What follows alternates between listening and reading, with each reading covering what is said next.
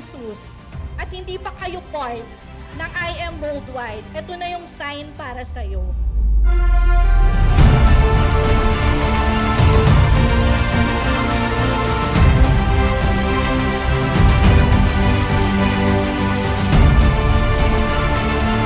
Congratulations kasi nandito ka. Congratulations kasi kahit na malayo, kahit na maaga kang bumiyahe, pero nandito ka ngayon. And with that, I mentor Joshua Miguel Bustos, your Hall of Fame, no? Team Zeus, and God bless us all.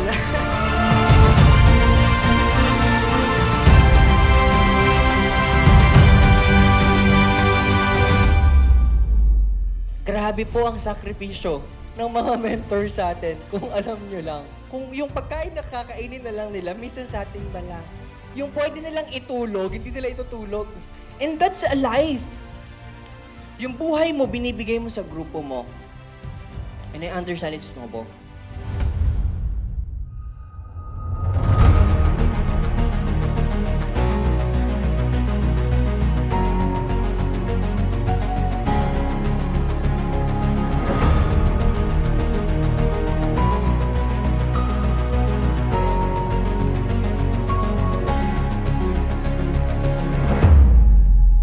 Gusto kong magpasalamat sa inyong lahat. This is our first event.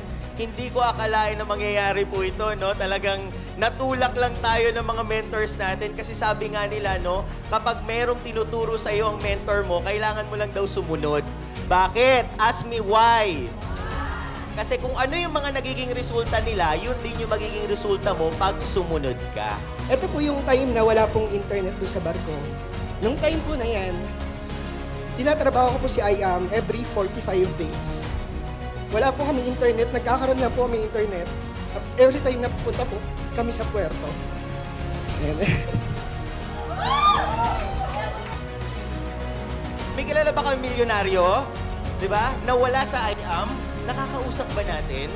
Di ba? Hindi, no? Pero sa IAM, imagine mo, ready silang mag-serve, magbigay ng wisdom kahit walang bayad.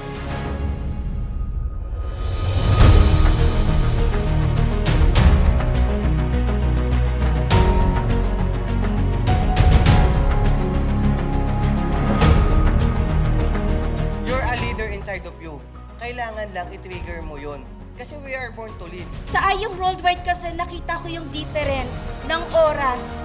No, na pwede ka pala magkaroon ng time freedom and financial freedom sa I Am Worldwide. Ang sikreto po in any business that you do is teamwork, and you have faith in yourself.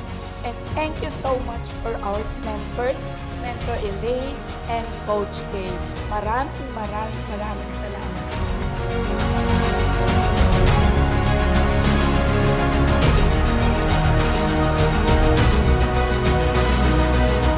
Ayan po, realization, sayang, hindi ko agad natagpuan si I Am Worldwide kasi marami na rin akong mga mahal sa buhay na nawala. No, sayang, no, dahil magkasakit sila, hindi nila natikman si Barley. Hindi lang makapag-resign pa dahil sa federal government po tayo nagtatrabaho. No, hanggat kailan, hindi ko alam. Si Lord na ang bahala kung saan niya ako i-guide. No po, dahil dito ko lang po nakikita na matutupad ko po yung mga pangarap ko at pangarap po ng pamilya ko. Pero yung mindset ko po, sabi ko, hindi pwedeng hindi. Nandito lang ako. Hindi pwede na yung magulang ko, yung tatay ko po kasi nasa PNP, matanda na siya. Hindi pwedeng tumanda po siya na nagbabarko pa din ako. And your fears will make you scared when it's actually making you braver. Normal lang matakot. Diba? We are uncertain of the things that will happen in the future. Tama ba? The thing is, kailangan lang kasi harapin natin eh. Kailangan mo mag-create ng rally. It has to be continuous. Nasa laro ng negosyo po natin, it's not a sprint. Kasi nakita ko po di ba sabi nga ni Mentor Queens po kanina, kung gusto mo malaman yung future mo, tignan mo yung mga tao na una sa'yo. Hindi lang tayo nandito to exist, we are here to dominate. Congratulations, King Soul's Domination!